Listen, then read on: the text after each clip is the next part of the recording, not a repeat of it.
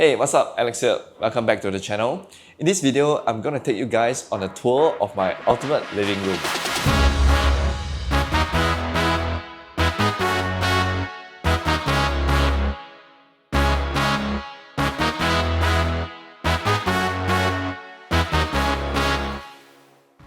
As you can see, the entire layout didn't change, still maintaining that minimal and modern style that I like.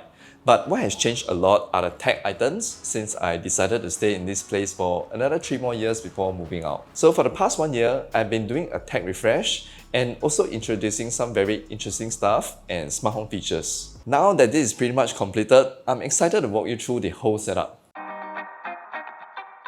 Let's start off with the TV area first. I always believe that the amount of time you're willing to spend here watching a TV is kind of tied to the overall experience you have over here. This includes the lighting, the mood, how comfortable, the viewing experience, and the audio experience. The main centerpiece here, of course, is the TV. For TV, it's always striking a balance between the size, the picture quality, and the price. For good specs TV, the price always seems to skyrocket up if you go beyond 65-inch. So depending on how much you're willing to spend on a TV, for me, I will only consider LG, Samsung, or Sony for my living room setup. For budget, I'll look at TCL or Hisense. In my opinion, an OLED screen quality is the best, hands down. But because of this typical HDB layout where you have all the windows at the side, you're going to have lots of light coming in during the day. This is not ideal for OLED, even worse for projectors, so I will never consider doing a projector setup. You will want something with incredibly high peak brightness to reduce the glare. And since I also want to make use of the Philips Hue TV backlight, I decided to get a Samsung QN90C in 65-inch. This is one of their top-end models released in 2023, and I bought it in January this year. This is Samsung's Neo QLED. You always see them advertise this. Basically powered by their 4K Neuron quantum processor to deliver better upscaling. I have mixed feelings about their Tizen OS, which is their own proprietary OS they use for all their TV. But one thing I really like is their App Store, way better than LG's. I don't usually do gaming on this TV, but I just hook up to my PS5 and to show you some clips of the graphics and performance of a game that I'm currently playing. The TV will automatically switch to its game mode when I switch on my PS5. Most of the time, we're just watching YouTube and Netflix here. Here on my Netflix, you'll realize some of these titles are not available in Singapore Netflix, and that's because the TV is currently connected to my Surfshark VPN, which is the sponsor for today's video. Many people only use VPN on their PC and phones and didn't know that you can actually use VPN on your living room TV and watch Netflix shows that are not available in your country. Right now, I'm connected to South Korea Netflix. That's why I'm able to see titles like Oblivion, Inception, Blood Diamond. These are some of my favorite movies that are not available in Singapore Netflix. And actually, this is not difficult. If you're using an Android TV, you can just search for the Surfshark app. For other TVs like my Samsung TV over here, you have to add it on the router layer. For example, right now I'm using TP-Link Deco Mesh. Simply go to the Deco app, tap on More, choose VPN, VPN Client, add VPN Server, then choose Surfshark. There's an app integration, so even more straightforward. Just simply put in your Surfshark VPN credential. Once done, choose the country and choose which devices you want to enable VPN. And there you have it. You can use Surfshark VPN on unlimited devices and also a 30 days money back guarantee. So use my code ALEXDEAL to sign up now. I always like having the TV backlight because I find it really enhances the viewing experience for me.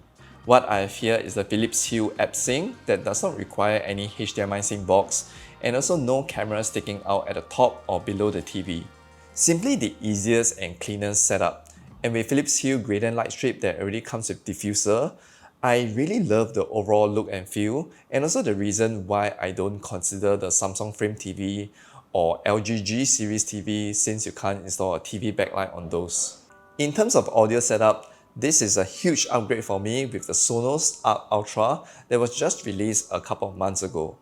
My initial plan is actually to get the Sonos Beam, which is their mid-range model, and pair that with a couple of their Sonos Era 100 sitting on a stand at the two sides of the sofa to create a surround sound kind of effect. I think this is a very common and popular setup. I have quite a number of friends doing this, so I even have my electrician to do up the power sockets. Ready to pull the trigger for that, just nice Sonos released the Arc Ultra, which is an upgrade of their current Sonos Arc.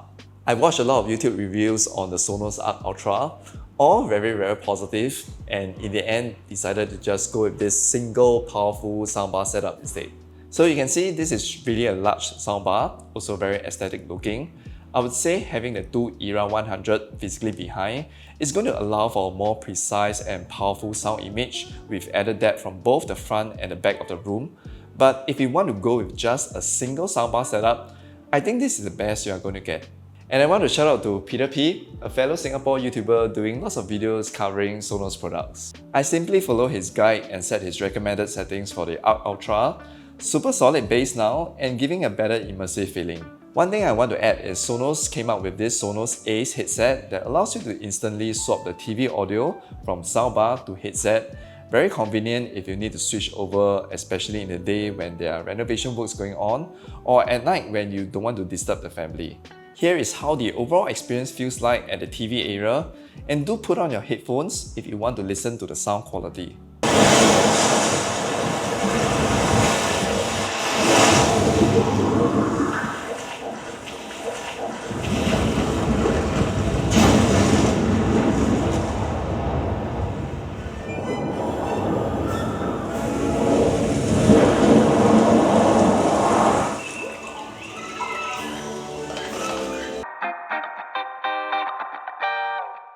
Now moving to the dining area, I always like the idea of having a bar countertop or a kitchen island, those kind of concepts.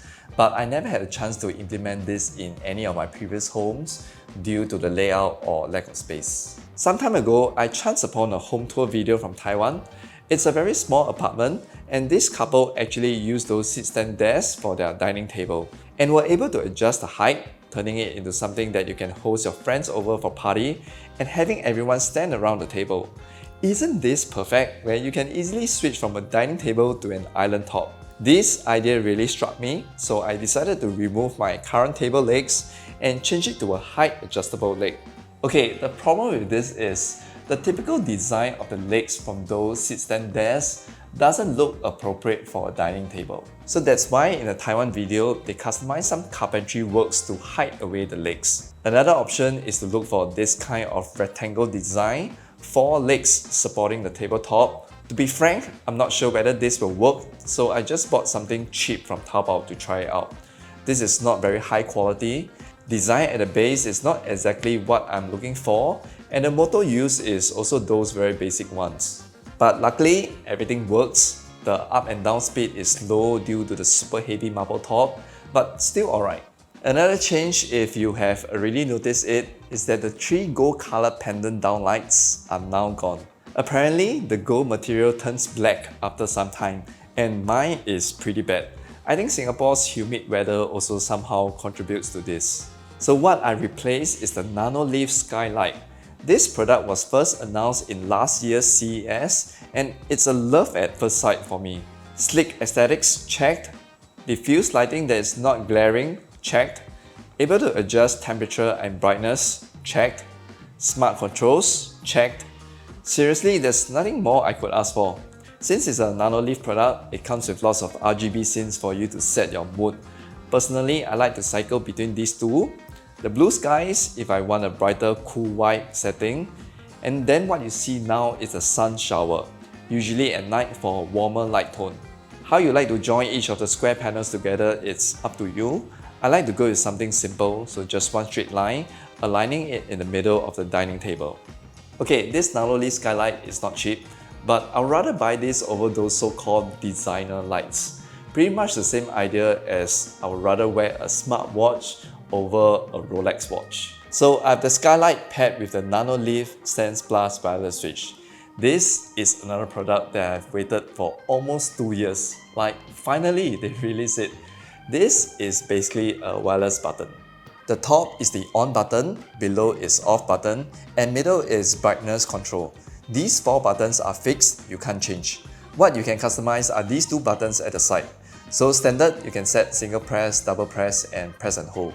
They are going to release metal support for this. So basically, you are then able to use this switch to control any of your smart home devices. Sometimes I will leave the switch on the dining table, or I can just place it back on the wall. This is using magnet, then it will look like a normal wall switch. Just nice at the entrance here is another Nanoleaf product that I like a lot. This is their Nanoleaf lines. It acts more like a decorative item. I shifted it here to make this area a little more interesting. You can see I don't like to set those very bright RGB lights. Having the light bounce off the wall this way looks really very nice at night. I want to share a very interesting device that I'm currently testing to see whether I can incorporate it into my smart home. This is a universal remote control from Switchbot. I saw from Brian's channel, Automate Your Life, he raved this product so much that I need to get my hands on one to test it. So the idea is to have this single remote control to replace all the other remote controls I have here. But so far, everything is fine except for the TV remote, which happens to be the only remote that I use the most often. Again, this is a test and progress. If I find that this is good enough to replace my Samsung TV remote, then this will be added to my smart home. The Christmas tree here is also smart. Google, switch on the Christmas tree. So I always keep a spare smart socket around. Very handy for anything that I introduce into the living room area. Just temporary like this Christmas tree and able to make them smart. If you have watched my previous video, you would have seen this smart fan that I just installed. It's a very powerful fan, pretty quiet, and now being able to control it easily on my home assistant via local Tuya is the best thing. One last thing that I want to talk about is what I'm using now to clean up this space. Also to give everyone an update since I've not been covering cleaning tech videos for a very long time already. So back in the day, I'm using the Dreamy V11 cordless stick vacuum that is way before Dreamy even have any presence in Singapore. Now that has been replaced with the Z10 station. This station helps you to empty the dustbin on the vacuum, which I really hate it to do it manually myself because the dust always ends up flying everywhere. Second point I look out for is whether the battery is replaceable. This is very important as you don't want the vacuum to have the same lifespan as the battery. Third point is the attachments, and you want a complete set for different types of surface cleaning. Apart from the normal soft roller brush, the Z10 comes with this multi-surface brush with a nice blue LED light that is better for carpet cleaning.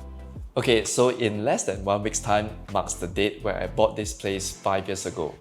I've watched many home tour videos, and till now, this whole living room area still looks modern to me. Or even better with these new items and decorations that I put up. Even that world map wallpaper, initially I was afraid that I might get sick of it after a few years. But apparently, I still find that it looks very nice here. Alright, thank you guys so much for watching this video where I show you all the new tech in my dream living room. As always, give it a like and subscribe, and I'll see you in the next one. Bye!